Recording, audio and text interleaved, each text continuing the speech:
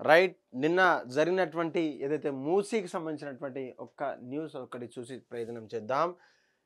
నిన్న జరిగినటువంటి సబర్మతి, గంగా, యమునతో మన మూసీ నదిని పోల్చడం, అక్కడ సభంతా కూడా రసవత్తరంగా మాట్లాడడం, అక్కడ ఉన్నటువంటి జనాలంతా కూడా కేరింతలతో ఒక్కసారిగా చేసి చూపిద్దాం. చేసి చూపిస్తాం. ఇక్కడ నిజంగా మూసీ పునర్జీవనం కావాలి. తెలంగాణ రాష్ట్రంలో ఉన్నటువంటి మూసీ పరివాహక ప్రాంతాలు ఏదైతే ఉందో దాని మీద ఉన్నటువంటి సమగ్రంగా చర్చ జరిపించి నిన్న ఫేజ్ 2, ఫేజ్ 3 సంబంధించినటువంటి డెవలప్మెంట్ పనులు కావచ్చు, శంకుస్థాపన పనులకు సీఎం రేవంత్ రెడ్డి వెళ్ళి అక్కడ మీటింగ్లో మాట్లాడుతున్నటువంటి పాయింట్స్ ఇవి. సబర్మతి, గంగా, యమునను అభివృద్ధి చేయొచ్చు కానీ మా యొక్క మూసిని శుద్ధి జరగొద్దా అంటూ కూడా ప్రశ్నిస్తున్నటువంటి పరిస్థితి. అయితే నిజంగా బీజేపీకి వర్గాలకు సంబంధించినటువంటి నాయకులు ఎవరైతే ఉన్నారో తెలంగాణ పట్ల ఎటువంటి చిత్తశుద్ధి లేదు. అదేవిధంగా సబర్మతి, గంగా మీరు మాత్రం క్లీన్ చేసుకోవచ్చు, మీరు మాత్రం కోట్ల రూపాయలు ఖర్చు పెట్టుకోవచ్చు కానీ మా మూసీ, తెలంగాణలో మూసీ పరివాహక ప్రాంతాలు కావచ్చు, మూసీ శుద్ధి జరగొద్దా అంటూ కూడా ఆ బీజేపీ నాయకులు కావచ్చు, బీఆర్ఎస్ కడుపులో కత్తి పెట్టుకొని, కడుపులో విషం పెట్టుకొని ఏ ఒక్క ప్రాజెక్ట్ని కూడా ఆపొద్దంటూ కూడా బీఆర్ఎస్ నాయకులను ప్రశ్నిస్తున్నటువంటి పరిస్థితి. 10 ఏళ్ల పాలనలో హైదరాబాద్కు గోదావరి జలాలను తీసుకురావాలన్న ఆలోచన రాలేదు ఒక బీఆర్ఎస్కి. తాటి చెత్తంట మనిషి ఉన్నాడు కానీ మెదడు మాత్రం మోకాల్లో కూడా లేదంటూ కూడా తను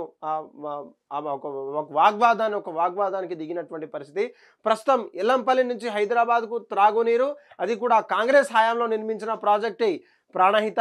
చేవెళ్లలోను మల్లన్న సాగర్ ఒక డ్యామ్, ఒక సాగర్ ఏదైతే ఉందో మల్లన్న సాగర్, ఆ ప్రతిపాదన ఉంది.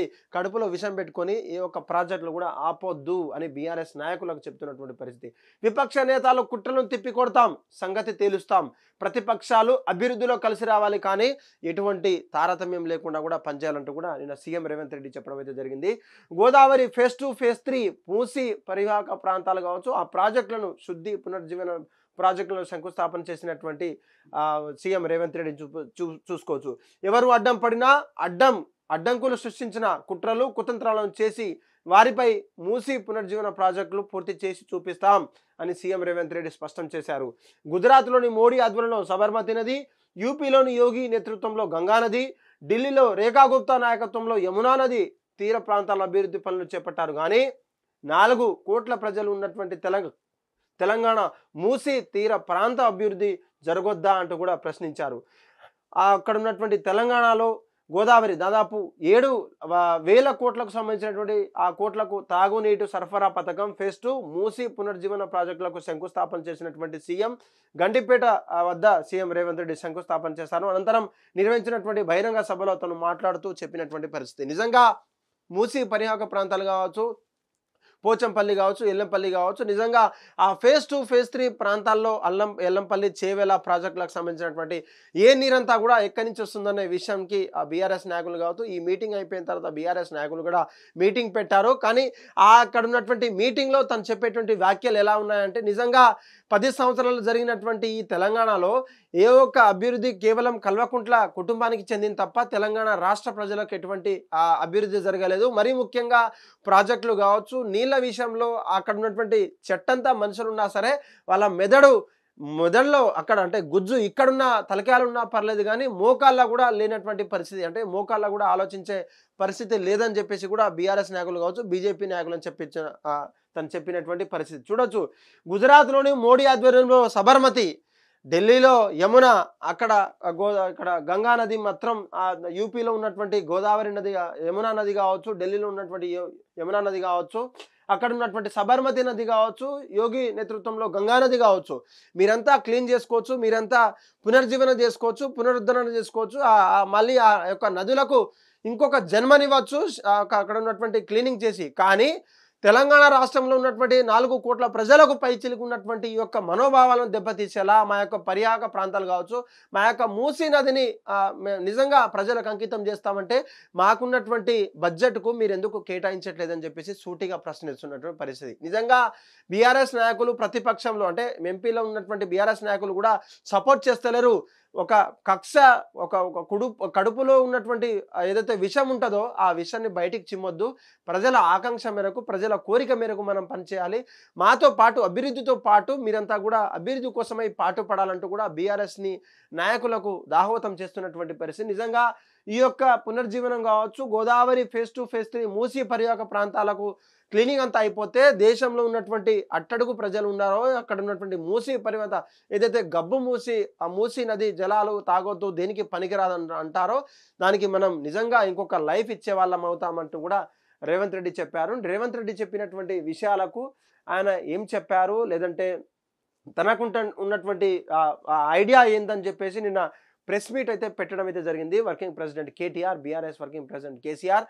చూడొచ్చు మూసీలో రేవంత్ మాటలేనా, అక్కడ ఉన్నటువంటి వేట, మాటల వేట ఎలా జరిగిందని చెప్పేసి కూడా చెప్తున్నటువంటి పరిస్థితి. దాదాపు 1100 కోట్లతో నాడి నేటి తరలింపు ప్లాన్, నేడు వ్యయాన్ని 7 రెట్లకు పెంచినటువంటి కాంగ్రెస్ సర్కార్ 16,000 కోట్లతో పూర్తయ్యే మూసీ సుందరీకరణకు కనీసం 1.50 లక్షల కోట్లు ఎందుకు అంటూ కూడా నిన్న working president, BRS working president KTR ధ్వజం ఎత్తడం అయితే జరిగింది. ముక్కుకు నేలకు రాసినటువంటి రేవంత్ కాంగ్రెస్ ప్రభుత్వం క్షమాపణలు చెప్పాలంటూ కూడా డిమాండ్ చేశారు. నిజంగా అక్కడ ఉన్నటువంటి ముక్కు నేలకు రాసినటువంటి రేవంత్ కాంగ్రెస్ నిజంగా క్షమాపణలు చెప్పాలంటూ కూడా చెప్తున్నటువంటి పరిస్థితి.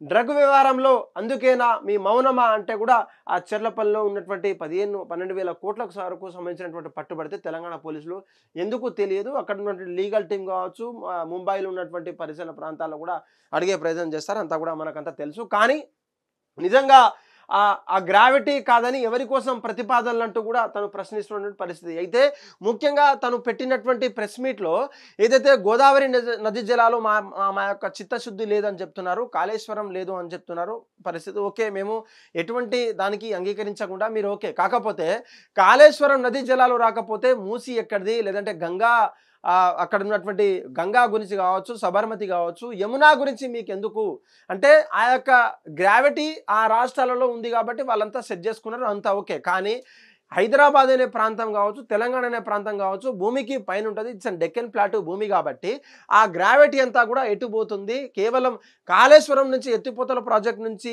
కొన్ని రాష్ట్రాలకు, కొన్ని కేంద్రాలకు, కొన్ని నియోజకవర్గాలకు పంపిణీ చేసే కార్యక్రమంలో దానికి అనుసంధానం చేసినటువంటి ప్రాజెక్టు మేము తీర్చిదిద్దాం, మేము రూపుదిద్దాం, దానికి చిత్తశుద్ధి లేదంటారా అంటూ కూడా తను ప్రశ్నిస్తున్నటువంటి పరిస్థితి.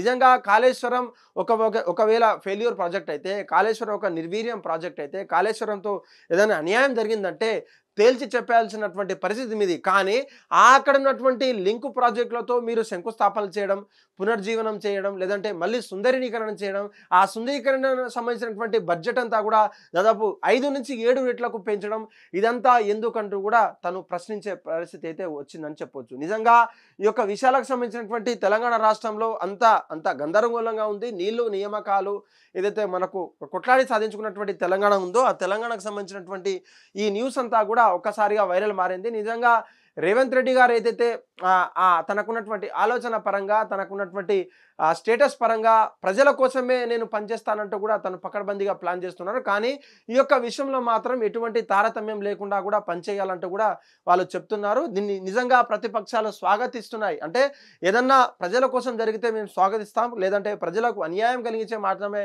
మా యొక్క వాయిస్ ఉంటుందని చెప్పేసి కూడా నిన్నకున్నటువంటి ప్రముఖ నాయకులు కావచ్చు, ఎక్స్ బీఆర్ఎస్ లో ఉన్నటువంటి అంటే ఎక్స్ గవర్నమెంట్ అయినటువంటి బీఆర్ఎస్ ముఖ్య నేతలు, ఎక్స్ మినిస్టర్లు అంతా కూడా మాట్లాడి వాళ్ళ ప్రతిపాదనలు, వాళ్ళ వాదనలు వినిపించినప్పటి పరిస్థితి. నిజంగా అక్కడ ఉన్నటువంటి కోట్ల రూపాయలకు సంబంధించినటువంటి పునర్జన్మ జరిగిన తర్వాత కూడా డెక్కన్ క్రానికల్ కావచ్చు, ఆంధ్రజ్యోతి కావచ్చు, వేరే ఇతరతర పేపర్లలో హోర్డింగ్స్ పెట్టుకొని చిన్న ఒక శంకుస్థాపనల పనులకు, ఒక చిన్న విషయానికి గవర్నమెంట్ చేసే పనులకు ఇంత డబ్బులు ఎందుకు ఖర్చు పెట్టాలి, ఆ ఫ్లెక్సీల పేర్ల మీద కావచ్చు, అక్కడ నుండి ఏదైతే యాడ్స్ ఉంటాయో మెయిన్ పేపర్లో ఫస్ట్ పేజ్ యాడ్ ఉంటుందో ఎన్ని కోట్లకు ప్రజల సొమ్మును నిర్వీర్యం చేస్తున్నటువంటి రేవంత్ రెడ్డి గారిని ఈ యొక్క చిన్న ప్రోగ్రామ్ని మీరు ఎలా చూస్తారో, లేకపోతే కాళేశ్వరం నుంచి వచ్చినటువంటి ప్రాజెక్ట్ని ఎలా చూస్తారంటూ కూడా ప్రశ్నిస్తున్న పరిస్థితి. ఏది ఏమైనప్పటికీ తెలంగాణ రాష్ట్రానికి మూసీ నది పరివాహక ప్రాంతాలు కావచ్చు, మూసీ ఉన్నటువంటి జలాలు కావచ్చు, అవసరం ఉన్నప్పటికీ దానికి సంబంధించినటువంటి ప్రతిపాదనలు కావచ్చు, అక్కడ ఉన్న అగ్రికల్చర్ మినిస్టర్లతో కావచ్చు,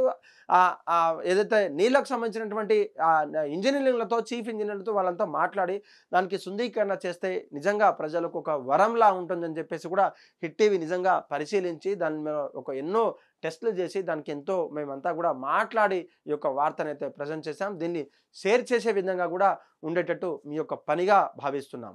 హిట్ టీవీ యాప్ ఇందులో short news, live news, entertainment shows, movies, digital magazines తో పాటు మీ జిల్లా వార్తలను కూడా ఫ్రీగా చూడొచ్చు. ఇంకెందుకు ఆలస్యం, వెంటనే హిట్ టీవీ యాప్ ని డౌన్లోడ్ చేసుకుని ఫ్రీగా ఎంటర్టైన్మెంట్ పొందండి. Hit TV app. Hit TV app. Please download hit TV app. Hit TV app ని ఫ్రీగా డౌన్లోడ్ చేసుకుని ఎంజాయ్ చేయండి. మీకు నచ్చిన ఎంటర్టైన్మెంట్ కోసం హిట్ టీవీ యాప్ ని ఫ్రీగా డౌన్లోడ్ చేసుకుని ఎంజాయ్ చేయండి. హిట్ టీవీ యాప్ ని డౌన్లోడ్ చేసుకుని ఆస్వాదించండి, ఆశీర్వదించండి. ఇంతమంది సెలబ్రిటీలు హిట్ టీవీ యాప్ ని డౌన్లోడ్ చేసుకోండి అని చెప్తున్నారంటే ఎంత మంచి యాప్ ఆలోచించండి. అమెరికా అమెరికా అమెరికా అమెరికాలో చదవాలనుకునే వాళ్ళకి విశ్వసనీయమైన పేరు మన శౌర్య కన్సల్టెన్సీ. UK లో 1 year masters, UK లో 1 year masters, 2 years work permit up to 5 years visa. Contact Saurya Consultancy. Contact 89851 89851.